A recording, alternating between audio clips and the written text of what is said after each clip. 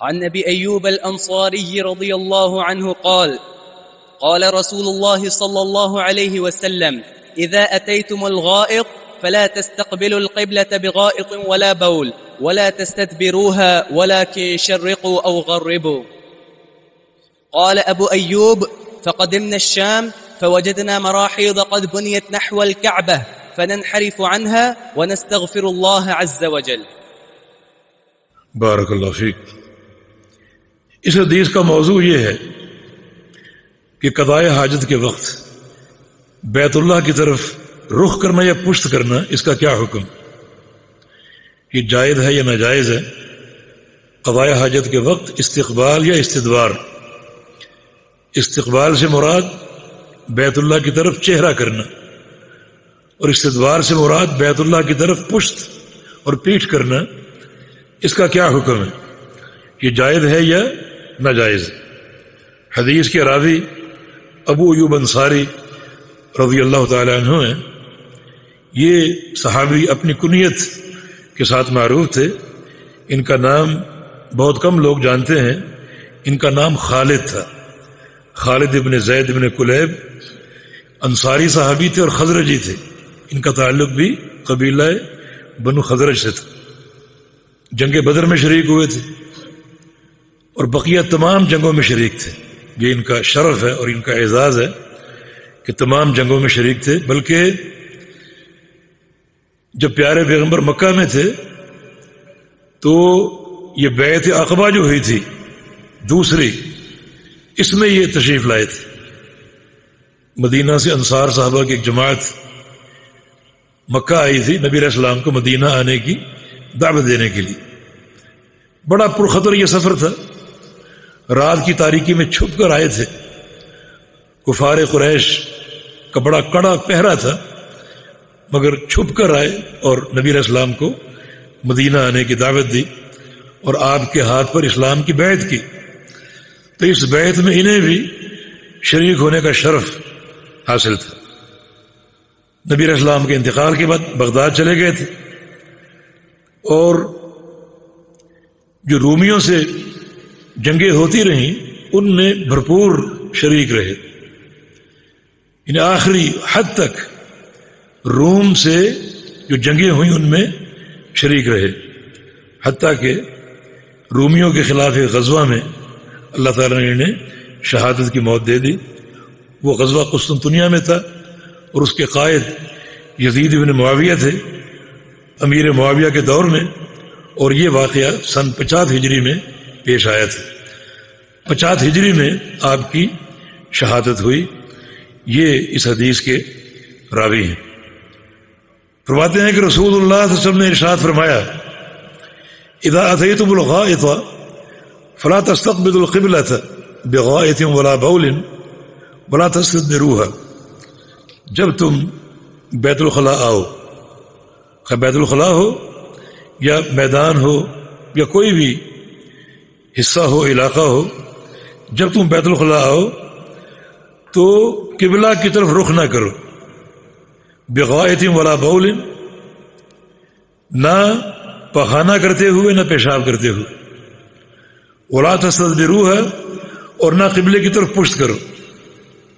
دونوں ان حاجتوں کی قضاء میں قبلے کی طرف رخ کرنا یا پشت کرنا دونوں ناجائز ہیں. بلاکن شرقوا او غربوا، لیکن مشرق یا مغرب کی طرف رخ کر سکتے ہو یا پیٹھ کر سکتے ہو. یہ خطاب اہل مدینہ کے لیے ہے کیونکہ مدینہ کا قبلہ شمالاً جنوباً ہے، شرقاً غرباً نہیں ہے جیسے ہمارا قبلہ شرقاً غرباً ہے، لیکن مدینہ والوں کا قبلہ شمالاً جنوباً ہے. یہ خطاب اہل مدینہ کے لیے ہے یا ان علاقے کے لوگوں کے لیے جن کا قبلہ مدینے والا ہے، جیسے یمن ہے، شام ہے. یمن کا شام کا قبلہ بھی شرقاً غرباً نہیں بلکہ شمالاً جنوباً. فرمایا کہ مشرق یا مغرب کی طرف رخ کر لو قضاء حاجت کے وقت، لیکن شمال جنوب کی طرف نہیں، کیونکہ دونوں صورتوں میں قبلے کی طرف یہ استقبال ہوگا یا استدبار ہوگا اور یہ ناجائز ہے. تو یہ بیت اللہ کی جو کہ نماز کا قبلہ ہے اس کی تکریم ہے. یہ نماز کا قبلہ ہے تو قضاء حاجت کے وقت اس کی طرف رخ کرنے سے گریز کرنی چاہیے. یہ بیت اللہ کی تکریم ہے، اللہ کے گھر کی یہ عزت ہے اور اس کا اکرام ہے. ابو ایوب فرماتے ہیں فقدمنا الشام، ہم شام آئے، کیونکہ یہ شام ہی میں جنگوں میں مصروف تھے تو شام کے ایک علاقے کو فتح کیا. یہ شام کا اطلاق آج 4 ملکوں پر ہوتا ہے، ایک سوریہ، لبنان، اردن اور فلسطین. یہ چاروں علاقے یہ شام کہلاتے اور شمار ہوتے ہیں. تو ہم شام آئے، فوجدنا المراحیض، وہاں ہم نے کچھ بیت الخلاء دیکھے. مراحیض مرحاض کی جمع، مرحاض کا معنی بیت الخلاء. دیکھے قد بنیت نحو الکعبہ، جو قبلے کی سمت بنے ہوئے تھے. یہ جاہلیت کے دور کی تعمیریں تھیں، تعمیرات تھیں، ان قصداً نہیں بنائے گئے تھے بلکہ اتفاقاً ان کا رخ قبلے کی طرف تھا. تو فرماتے ہیں کہ فننحرف عنہا، ہم وہ بیت الخلاء استعمال کرتے تو گھوم کر پھر کے بیٹھتے تھے تاکہ ہمارا چہرہ قبلے کی طرف نہ ہو. ونستغفر اللہ عز وجل، اور اس معصیت کو دیکھ کر اللہ سے استغفار کرتے تھے. مسلمان کو گناہ دیکھتا ہے تو اس کو اللہ کا خوف لاحق ہوتا ہے اور وہ استغفار کرتا ہے. اس کا معنی یہ کہ اگر مسلمان خود کوئی گناہ کر بیٹھے تو اس کو فوری استغفار کرنا چاہیے.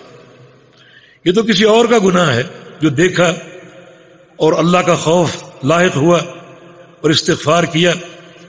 اور اگر خود ہم کوئی گناہ کر بیٹھے اور کسی معصیت کا ارتکاب ہو جائے تو توبہ اور استغفار کو کبھی لیٹ نہ کرو. والذین اذا فعلوا فاحشۃ او ظلموا انفسهم ذکروا اللہ فاستغفروا لذنوبهم.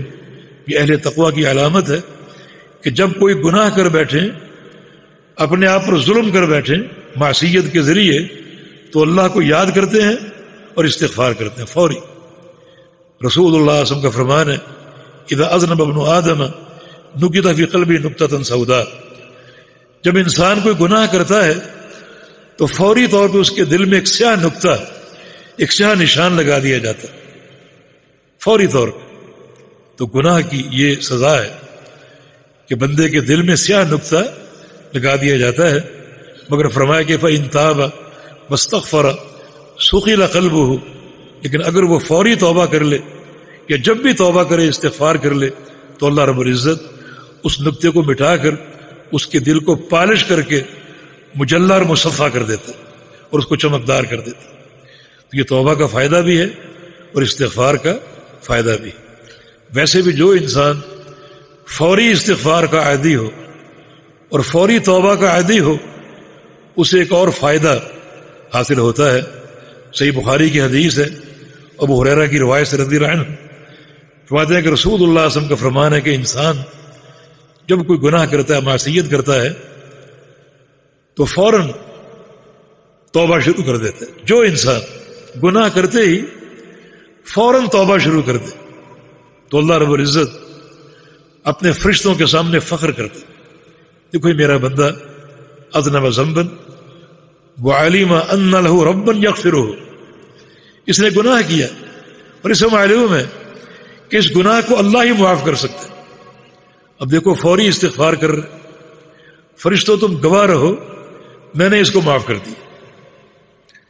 اس کے بعد وہ گناہ دوبارہ ہو گیا، بندے نے پھر توبہ شروع کر دی، اللہ پھر فرماتا ہے دیکھو پھر آ گیا، تم گواہ رہو میں نے اس کو معاف کر دی. تیسری بار وہی گناہ ہو گیا، بندے نے پھر توبہ شروع کر دی فوراً. اللہ فرماتا ہے کہ میں نے اس کو معاف کر دیا اور ہمیشہ ہمیشہ کے لیے معاف کر دی. یہ بات کیوں فرمائی؟ اس لیے فرمائی کہ بندے کا منہج واضح ہو چکا ہے کہ یہ بندہ توبہ کو مؤخر نہیں کرے گا، توبہ کو لیٹ نہیں کرے گا. تو پھر جب اس کا یہ منہج واضح ہو چکا تو جب بھی معصیت کرے گا فوری توبہ کرے گا، لہذا میں نے اس کو مستقل معاف کر دیا. وہ لوگ بد نصیب ہیں جو گناہ بھی کریں اور توبہ بھی نہ کریں. یمد یدہ باللیل لیتوب مسیء النہار ویمد یدہ بالنہار لیتوب مسیء اللیل. اللہ کا شوق دیکھو، رات چڑھتی ہے تو اللہ اپنے ہاتھ پھیلا دیتا ہے. یہ باہیں پھیلانا کس چیز کی علامت؟ بچے پر پیار آتا ہے، بچے کو آپ ان باہیں پھیلا کر بلاتے ہیں. رات چڑھتی ہے تو اللہ باہیں پھیلا دیتا ہے اپنے ہاتھ، تاکہ دن میں گناہ کرنے والا رات کو چھپ کر توبہ کر لے، اور دن چڑھتا ہے تو ہاتھ پھیلا دیتا ہے تاکہ رات کی تاریکی میں گناہ کرنے والا دن کے اجالے میں توبہ کر. تو ادھر اللہ رب العزت اتنا خوش ہونے والا، ادھر بندے کی قساوت بد نصیبی، گناہ پہ گناہ کرتا ہے اور توبہ نہیں کرتا، استغفار نہیں کرتا. ادھر صحابہ کا تقویٰ، معصیت کسی اور کی ہے، گناہ کسی اور کا ہے، تو معصیت کو دیکھ کر اللہ کی یاد آ جائے اور اس کا خوف لاحق ہو جائے، یہ تقویٰ کی عظیم الشان علامت ہے.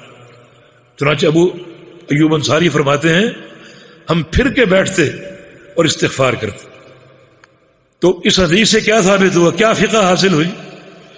کہ قضاء حاجت کے وقت بیت اللہ کی طرف منہ کرنا یا پشت کرنا ناجائز ہے اور حرام ہے.